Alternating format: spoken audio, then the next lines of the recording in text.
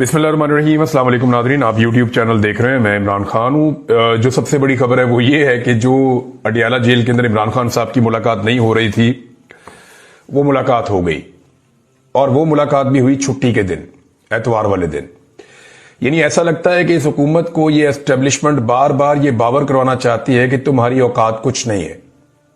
हुकूमती मुज़ाकराती कमेटी ने जब हाथ खड़े कर दिए और उन्होंने कहा जी हम वाकई मुलाकात नहीं करवा सकते, यानी मुझे तो ऐसा लगता है कि जैसे हुकूमती मुज़ाकराती कमेटी ने जब यह दावा किया था अपोजिशन की मुज़ाकराती कमेटी से बातचीत करते हुए 2 तारीख को कि आपकी हम इमरान खान साहब से मुलाकात करवा देंगे, तो शायद एस्टेब्लिशमेंट ने उसको माइंड किया और फिर इतना रगड़ा दिया इस मुलाकात के लिए अपोजिशन को और हुकूमत को कि दोनों को पता चल गया कि हुकूमत के पल्ले कख नहीं है।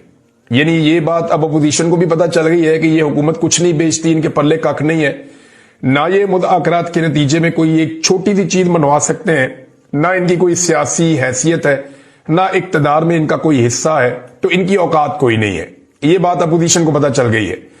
दूसरा, इस अमल से यह भी हुकूमत को बता दिया गया कि जनाब आप टके टोकरी है, आपकी कोई औकात नहीं है। चाहे मरियम नवाज कहे कि मैं जेल के अंदर हीटर भी बंद कर सकती हूं और खाना भी बंद कर सकती हूं, लेकिन औकात इन लोगों की कुछ नहीं है। और जिस वक्त एस्टेब्लिशमेंट को समझ आई कि अब इमरान खान साहब की मुलाकात करवाना जरूरी है, तो फिर एतवार वाले दिन दरवाजे खुल गए दोबारा से जेल के, जो दरवाजे नहीं खुल रहे थे पिछले पूरे हफ्ते में। ये मुलाकात हो सकती थी ना। यानी पूरा हफ्ता ये कोशिश की गई कि किसी तरह इमरान खान साहब के मौकिफ को बदला जाए, और अब उनके ऊपर जो है वो अलकादर यूनिवर्सिटी वाले केस की तलवार लटका कर, यानी सबने धमकियां लगाई कि 10 साल सजा हो जाएगी, कोई कहता जी 14 साल सजा हो जाएगी। तो जो लोग इमरान खान साहब को मिले उन्होंने कहा इमरान खान ने इसकी परवाह नहीं की, इसके ऊपर बात ही नहीं की। और जब इसकी बात हुई उन्होंने कहा ठीक है, जैसे बाकी सजाएं दी हैं ये भी सजाएं दे लें, कोई फर्क नहीं पड़ता इससे। यानी जिस चीज को इमरान खान साहब के लिए बतौर खौफ इस्तेमाल किया जाता है, इमरान खान साहब उसकी तरफ तवज्जो ही नहीं करते, उसको इग्नोर करते हैं कि ऐसी कोई चीज ही नहीं है और इसकी फिक्र ना करो, तुम अपनी बात करो जो बात करने के लिए आए हो। तो हुआ ये जनाब के रात को 2 बजे, यानी एतवार की रात, हफ्ते और एतवार की जो दरमियानी शब है, रात को 2 बजे के करीब पाकिस्तान तहरीक इंसाफ के लोगों से राब्ता किया गया और उन्हें इन्फॉर्म किया गया कि जनाब इमरान खान साहब से आपकी मुलाकात है, तो कल आपने बराए मेहरबानी अडियाला जेल में एतवार वाले दिन, छुट्टी वाले दिन, इन्होंने पूछा छुट्टी वाले दिन, छुट्टी वाले दिन ही आ जाइए, आपकी मुलाकात है इमरान खान साहब से। वो जर्नलिस्ट हैं, वो ये बताते हैं कि आज सुबह मेरी डोनाल्ड ट्रंप से 20 मिनट तक बात हुई है।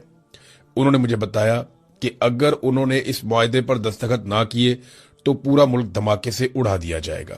और साथ ही डोनाल्ड ट्रंप ने जो नाम लिया, उन्होंने कहा स्टीव विटकॉफ ये जा रहा है मुज़ाकरात के लिए और जेरेड कुशनर ये मुज़ाकरात के लिए जा रहा है पाकिस्तान में। एक बात याद रखिएगा कि ये जो दोनों लोग हैं ये इसराइल के ज्यादा करीब हैं। यानी इनकी अगर पॉलिसी को या इनके स्टेटमेंट्स को आप देखें तो वो इसराइल के साथ बहुत ज्यादा मैच करते हैं। इन लोगों पे ये इल्जाम लगाया जाता है कि ये अमेरिका से पहले इसराइल को रखते हैं और इसराइल को हमेशा अहमियत देते हैं। अब ये 2 लोग आ रहे हैं और जेडी वेंस जो थोड़े से मोतदल थे, पिछली मरतबा वो आए थे नायब सदर अमेरिका के, उनके बारे में अभी तक कंफर्मेशन नहीं है। कुछ जराए ये कह रहे हैं, यानी अक़वाम मुत्तहिदा में अमरीकी सफीर, उन्होंने ये कहा कि जेडी वेंस जाएंगे पाकिस्तान, जबकि कुछ जो व्हाइट हाउस के जराए हैं उन्होंने इस बात को कंफर्म नहीं किया। उन्होंने कहा जी ये 2 लोग जाएंगे, सिर्फ स्टीव विटकॉफ जो इस रीजन के अंदर अमेरिका के नुमाइंदे हैं डोनाल्ड ट्रंप के, और दूसरा उनका दामाद जेरेड कुशनर, और ये दोनों लोग इसराइल के बहुत करीब हैं। तो फिर आप मुज़ाकरात में बहुत हार्ड लाइन देखेंगे अमेरिका की जानिब से। डोनाल्ड ट्रंप ने एक और ट्वीट किया, उनका जी ईरान ने कल आबनाए हुर्मत में गोलियां चलाने का फैसला किया जो हमारे जंगबंदी के मुआहदे की मुकम्मल खिलाफ वर्जी है। इनमें से कई एक फ्रांसीसी जहाज और बरतानिया के एक माल बरदार जहाज को निशाना बनाकर चलाई गई। ये कोई अच्छी बात नहीं थी, ना है। और साथ ही उन्होंने कहा मेरे नुमाइंदे इस्लामाबाद पाकिस्तान जा रहे हैं, वो कल शाम वहां मुज़ाकरात के लिए मौजूद होंगे। ईरान ने हाल ही में ऐलान किया कि वो आबनाए हुर्मत को बंद कर रहे हैं, जो कि अजीब है क्योंकि हमारी नाकाबंदी इसे पहले ही बंद कर चुकी है। वो अनजाने में हमारी मदद कर रहे हैं और इस रास्ते के बंद होने से नुकसान उन्हीं का होगा। रोजाना $50 करोड़ का नुकसान उन्हें होगा। अमेरिका का कुछ नुकसान नहीं हो रहा। दरहकीकत इस वक्त कई जहाज अमेरिका, टेक्सास, लुइसियाना, अलास्का की तरफ जा रहे हैं ताकि वहां से सामान लदवा सकें, यानी वो पेट्रोलियम मसनूआत वहां मिलती हैं। और ये सब IRGC की बदौलत है, जो हमेशा सख्त गिर बनना चाहते हैं। हम एक बहुत ही मुनसिफाना और माकूल डील की पेशकश कर रहे हैं और मुझे उम्मीद है कि वो इसे कबूल कर लेंगे, क्योंकि अगर उन्होंने ऐसा ना किया तो अमेरिका ईरान के एक एक पावर प्लांट और एक एक पुल को तबाह कर देगा। अब मजीद कोई रियायत नहीं की जाएगी, वो बहुत तेजी से और आसानी से ढेर हो जाएंगे। और अगर वो डील कबूल नहीं करते तो ये मेरे लिए एजाज की बात होगी कि मैं वो करूंगा जो किया जाना जरूरी है और जो गुज़िश्ता 47 सालों से दूसरे अमरीकी सदूर को ईरान के साथ कर देना चाहिए था। अब वक्त आ गया है कि ईरान की इस किलिंग मशीन का खात्मा किया जाए। ये जनाब डोनाल्ड ट्रंप के बड़े सख्त बयानात और इन स्टेटमेंट से तो लगता है कि खौफनाक जंग हो सकती है। अब इसमें यहां पे रशिया ने एक वार्निंग भी जारी की है। ये वार्निंग दूसरी मर्तबा जारी की गई रूस की जानिब से, और रूस ने दोनों बार ये वार्निंग तेहरान को जारी की है, ईरान को। मॉस्को की जानिब से तेहरान को दूसरी बाकायदा वार्निंग। पेंटागन सफारती बयानात के बावजूद खित्ते में अपनी फौजी मौजूदगी में तेजी से इजाफा कर रहा है। तकरीबन 50,000 फौजी एहलकार, जिनमें डेल्टा यूनिट्स और 82वीं एयरबोर्न डिवीजन शामिल हैं, बराह रास्त मुदाखलत के लिए आमादगी जाहिर करते हैं। तकरीबन 500 तैयारों की तैनाती का मकसद तनाज़े के आगाज में मुकम्मल फ़िज़ाई बरतरी हासिल करना है। तैयारा बरदार बहरी जहाज जॉर्ज बुश और स्ट्राइक बहरी जहाजों की नकलो हरकत बहरी नाकाबंदी मुकम्मल होने की निशानदेही करती है। इस वक्त का इंतखाब अब जंगबंदी के खात्मे के साथ मुताबिकत रखता है, जो कि मुमकिना तौर पर कशीदगी में इजाफे की तैयारी का इशारा है। तो हमें एक बात याद रखनी है, या तो ईरान को यहां पे अमेरिका के साथ एक मुआहदा करना पड़ेगा और डोनाल्ड ट्रंप को कोई फेस सेविंग देनी पड़ेगी। बसूरत दीगर डोनाल्ड ट्रंप एक बहुत भरपूर और खौफनाक अटैक कर सकता है ईरान पर। डोनाल्ड ट्रंप की ज़हनी हालत ऐसे है, जिसे यहां पे एक मीडिया ने रिपोर्ट भी किया है, और इसके अंदर जो एक वीडियो है वो तो बड़ी खौफनाक है, जो डोनाल्ड ट्रंप के अपने ट्रुथ सोशल के ऊपर लगी हुई थी। और ये स्प्रिंटर प्रेस एजेंसी ये लिखते हैं कि everything is going to take a turn for the worse now, कि बहुत बुरी सूरत हाल बनने जा रही है, ऐसा दिखाई देता है। Trump seems to have lost control, शायद ट्रंप जो है वो ऐसा दिखाई दे रहा है कि वो हवास बाख्ता हो गया है, या उसका खुद पे से कंट्रोल खत्म होता जा रहा है। और डोनाल्ड ट्रंप ने 1 घंटे से भी कम वक्त में 47 पोस्ट कर दी हैं। यानी ये उसका अपना सोशल मीडिया है, वो ट्विटर के ऊपर पोस्ट नहीं करता, अगर कभी करता है तो वो अपना जो ट्रुथ सोशल है वहां से उठा के सोशल मीडिया पे डालता है। तो ट्रुथ सोशल के ऊपर डोनाल्ड ट्रंप ने जो पोस्टें की हैं वो 47 है, 47 पोस्टें उसने कर दी 1 घंटे से भी कम वक्त में। पाकिस्तान में सबसे तेज रफ्तार जो ट्विटर के ऊपर पोस्ट करने वाला आदमी है वो सिद्दीक जान है।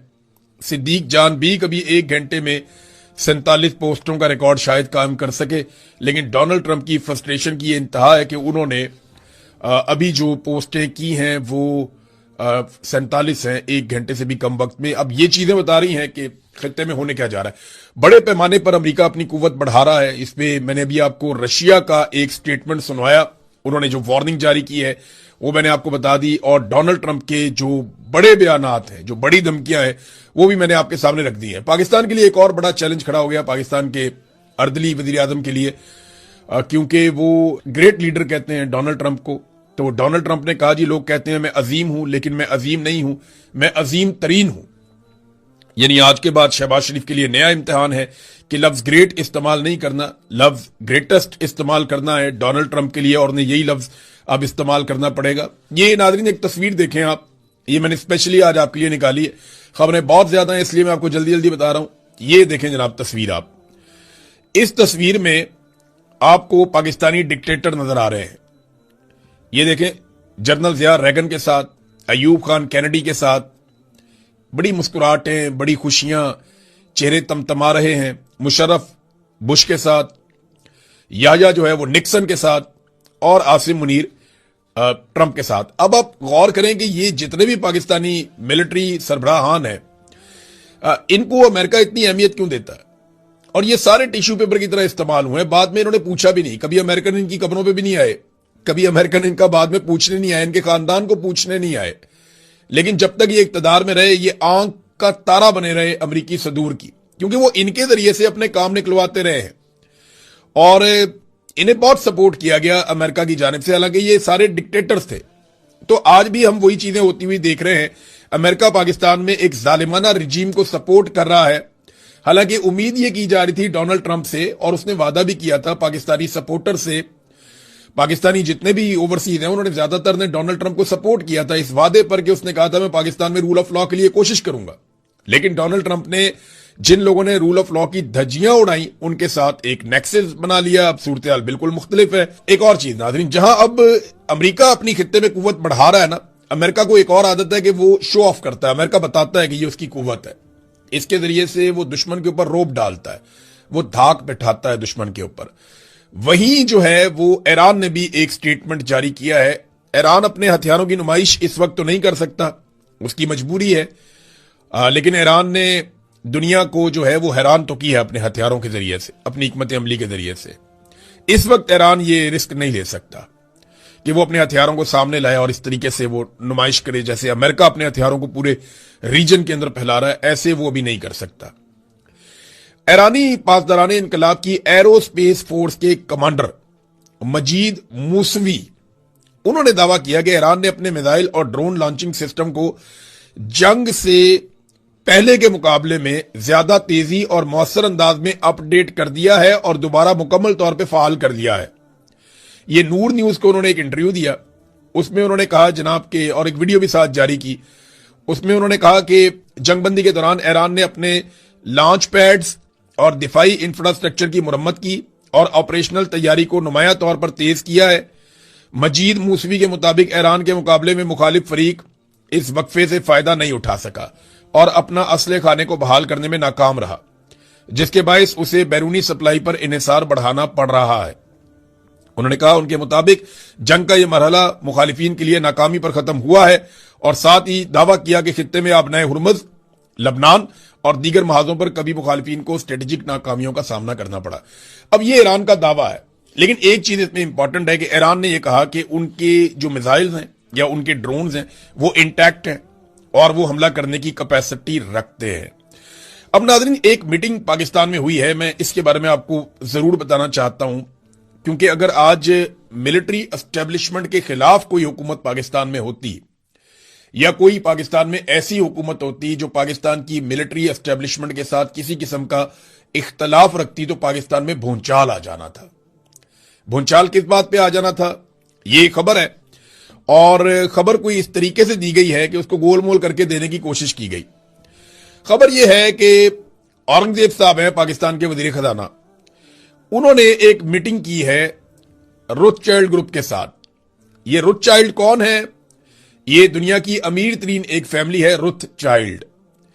इनका जो ग्रुप है, इसके अंदर जो सीनियर तरीन लोग हैं, उनसे एक मुलाकात की है फाइनेंस मिनिस्टर औरंगजेब ने, और इनकी टीम से मुलाकात करके जो प्लान सामने लाया गया है वो ये है कि पाकिस्तान को री एंटर किया जाए ग्लोबल कैपिटल मार्केट्स के अंदर। ये मामला क्या है, ये लोग कौन है? देखिए, अगर आज इमरान खान की हुकूमत होती या कोई भी ऐसी हुकूमत होती जिसे पाकिस्तान की मिलिट्री एस्टेब्लिशमेंट पसंद ना करती, तो रोले पड़ जाने थे कि यहूदियों के एजेंट बन गए, यहूदियों को बेच दिया, मुल्क फारिग कर दिया। रोथचाइल्ड कौन है, थोड़ा सा बैकग्राउंड मैं आपको बताता हूं। 16वीं सदी ईस्वी में जर्मनी का एक शहर है फ्रैंकफर्ट, वहां से इस खानदान का आगाज होता है। रोथचाइल्ड इसका आज पूरी दुनिया में एक मशहूर नाम है इस खानदान का। इन्होंने बैंकिंग की बुनियाद रखी थी, जो जदीद बैंकिंग है। उसने अपने 5 बेटों को मुख्तलिफ दुनिया के जो यूरोप के बड़े बड़े ममालिक हैं उनके बड़े शहरों के अंदर अपने 5 बेटों को इसी कारोबार में उसने लगाया था। और शुरू में इन्होंने फ्रैंकफर्ट में, पेरिस में, लंदन में, वियना में और नेपल्स में, हर जगह पे इन्होंने कारोबार शुरू किया। ये हाउसिंग का काम करते हैं, हथियारों का काम करते हैं, माइनिंग का, बैंकिंग का, एनर्जी का, फूड्स का, इंजीनियरिंग का, एंटरटेनमेंट का, क्लब्स का, क्रिप्टो का, शराब का, मवासलात का, टेक्नोलॉजी का, आलमी मालियाती कारोबारों में हर तरफ ये खानदान शामिल है।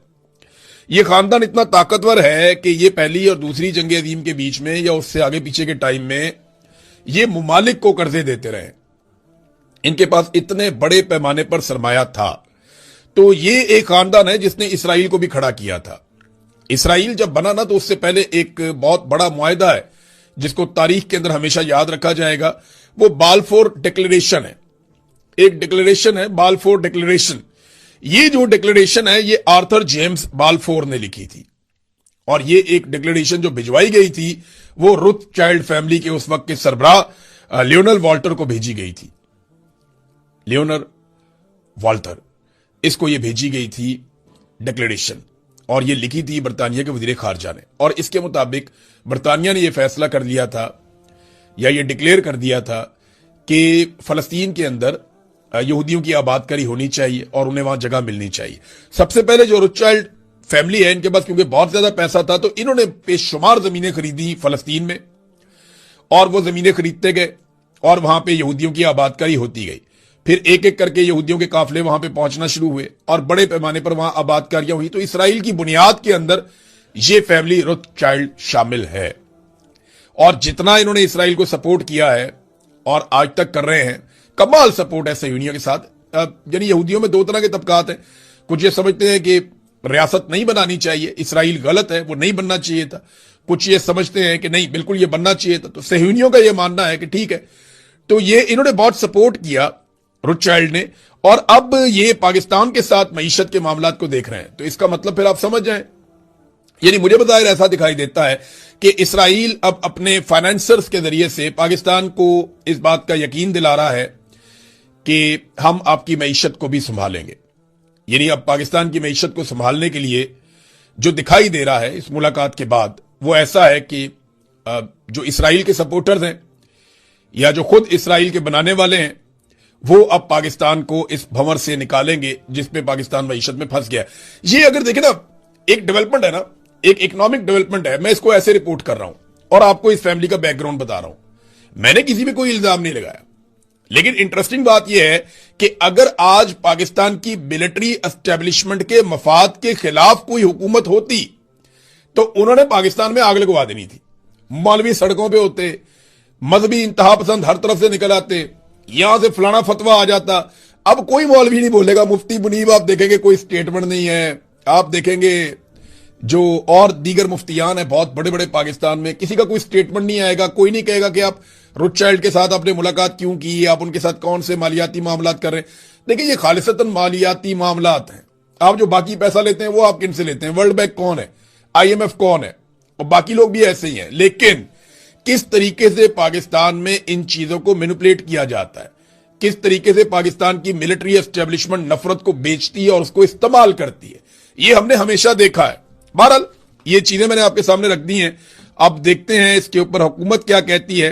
बालफोर डिक्लेरेशन मैंने आपको थोड़ा सा बताया, ये 1917 में था, और तब से अब तक जो है वो इसके असरात आज भी 100 साल से ज्यादा गुजर गए, लगभग 109 साल हो गए, इसके असरात आज भी मौजूद हैं दुनिया में। नाज़रीन, वैसे भी पाकिस्तान की जो खारजा पॉलिसी है या मईशत है या बाकी चीजें हैं, वो सारी की सारी मिलिट्री एस्टेब्लिशमेंट के कंट्रोल में है। मिसाल के तौर पे मैं आपको यहां पे एक खबर देता हूं। कुछ नए एम्बेसडर्स या सफीर जो हैं, जो दीगर मुल्कों के अंदर जाएंगे, वो कॉन्ट्रैक्ट के ऊपर भर्ती किए गए हैं। हालांकि आपकी फॉरेन सर्विस में बेशुमार अफसरान है, उनको लगाया जा सकता था जिनके पास एक्सपीरियंस भी है, लेकिन अपने वफादारों को भिजवाना होता है ना, और जब फौज कंट्रोल करती है चीजों के ऊपर तो फिर वो अपने बंदे लगाती है। तो ये 15 बंदे अभी अपॉइंट किए गए हैं हुकूमत की जानिब से, और कॉन्ट्रैक्ट के ऊपर इनको अपॉइंट किया गया। यानी अब कॉन्ट्रैक्ट के ऊपर हमारे सफीर जाएंगे और जाके दुनिया में हमारी सफारतकारी करेंगे। अंदाजा करें आप, कॉन्ट्रैक्ट के ऊपर सफीर रखे जा रहे हैं जिन्होंने सारी जिंदगी यही काम किया है फॉरेन ऑफिस में, उनको नजरअंदाज कर दिया गया। ये जो 15 बंदे रखे गए हैं, इनमें ज्यादातर फौजी बैकग्राउंड के हैं। यानी इनके अंदर बहुत सारे नाम है फौजियों के, मैं क्या नाम लूं, लेकिन आपको मैं मुल्कों के नाम बता देता हूं। नाइजीरिया के अंदर एक जा रहा है, एक जो है वो जॉर्डन में उर्दन में जा रहा है, एक जो है वो तुर्कमानिस्तान में जा रहा है, एक जो है श्रीलंका में जा रहा है, एक सीरिया में जा रहा है, शाम में, और इसी तरह एक और फौजी ऑफिसर जो है वो जा रहा है वियतनाम में, एक कतर में जा रहा है, यूक्रेन में भी एक फौजी ऑफिसर ही है रिटायर जिसको भिजवाया जा रहा है, और इसके अलावा मालदीव्स के अंदर जो है वो एक रिटायर ऑफिसर जो है वाइस एडमिरल, उनको भिजवाया जा रहा है। शानदार जगह है मालदीव, और नाइजर के अंदर भिजवाया जा रहा है। अलग अलग मुल्कों के अंदर ये तकरीबन 15 ममालिक हैं, वहां पे ये अब सफीर भिजवाए जा रहे हैं, और उनमें ज्यादा लोग वो हैं जो मिलिट्री ऑफिसर रिटायर्ड है। तो पूरी तरह से जो पाकिस्तान की खारजा पॉलिसी है वो कंट्रोल में चली गई है पाकिस्तान की मिलिट्री एस्टेब्लिशमेंट के, और ये सियासतदानों के लिए एक बड़ी नाकामी है। अगर फौजी बनाएंगे खारजा पॉलिसी और मईशत की पॉलिसी और दीगर इंटरनल पाकिस्तान के मामलात में, सियासी मामलात में मुदाखलत करेंगे तो पाकिस्तान कभी भी आगे नहीं बढ़ेगा। 4 कदम आगे बढ़ेगा तो 8 कदम पीछे आ जाएगा। आपको कभी कभी दिखाई देता है पाकिस्तान आगे जा रहा है, अच्छा भी लगता है, लेकिन फिर पाकिस्तान पीछे आ जाता है। वजह यह है कि इनकी पॉलिसी के अंदर कभी भी वो अक्ल और फहम नहीं होता जो एक सियासतदान की पॉलिसी के अंदर होता है। देखिए, जिसके हाथ में बंदूक होती है ना, उसका दिमाग थोड़ा सा कम काम करता है। ये बात मैं आपको बार बार कहता रहता हूं। अभी देखिए ना, वक्ती तौर पे छोटे मोटे फायदे के लिए ये जो अजीबोगरीब काम किया जा रहा है उसको भी आप समझिए। ये छोटा मोटा फायदा है ना, अभी इस जंग के अंदर जनाब हमारी वाहवाकारी हो जाएगी, हमें शाबाशी मिल जाएगी, लेकिन हम अपना लंबा नुकसान कर लेंगे। बहुत सारे ऐसे टाउट्स हैं, बहुत सारे ऐसे पाकिस्तान की मिलिट्री एस्टेब्लिशमेंट के करीब समझे जाने वाले लोग हैं, वो लोग अब ईरान पे तनकीद शुरू कर चुके हैं। भैया, आप अमेरिका पे तनकीद कर सकते हैं, इसराइल पे भी कर सकते हैं, ईरान पे भी कर सकते हैं, लड़ाई इन तीनों के बीच में ना, लेकिन ज्यादा वो ईरान पे तनकीद करते हैं और जिम्मेदारी ईरान के ऊपर डालते हैं। ये चीज कल को नुकसान पैदा करेगी और ये खाते में पड़ेगी पाकिस्तान की मिलिट्री एस्टेब्लिशमेंट के। हौसियों ने यह कह दिया है कि अगर ये जंग दोबारा शुरू हो जाती है तो हम बहरे अहमर को बंद कर देंगे और वो बाबे मंदब से बंद करेंगे। मैंने आपको वो एरिया दिखाया हुआ है, फिर कभी निश्चय से आपको सारी सिचुएशन में समझाऊंगा एक आधे दिन में। तो वो कहते हैं जी हम बाबे मंदब से इसको बंद कर देंगे। ये एक बड़ी अजीबोगरीब सिचुएशन पैदा हो जाएगी पूरे रीजन में। हम इस पे नजर रखते हैं और उम्मीद करते हैं कि पाकिस्तान ने बड़ी कोशिश की है, बड़ा जोर लगाया, इनको भी मनाया, उनको भी मनाया, डोनाल्ड ट्रंप के इतने पाकिस्तान ने खुशामद की है। अगर ये जंगबंदी हो जाए तो बड़ी अच्छी बात है। थोड़ी बहुत face saving Pakistan Donald Trump को ले दे, क्योंकि उसे सिर्फ फील्ड मार्शल आसिम मुनीर से और शहबाज शरीफ से उम्मीद है, दुनिया में और तो कोई उसको फेस सेविंग लेकर दे नहीं रहा। तो अगर ये हो जाए तो बहुत अच्छी बात है, बहुत अच्छी बात है, सबकी बचत हो जाएगी। वरना फिर हम नजर रखेंगे, खबरें आप तक पहुंचाएंगे। अब तक के लिए इतनी, अपना ख्याल रखिएगा, अपने चैनल का भी। अल्लाह हाफिज।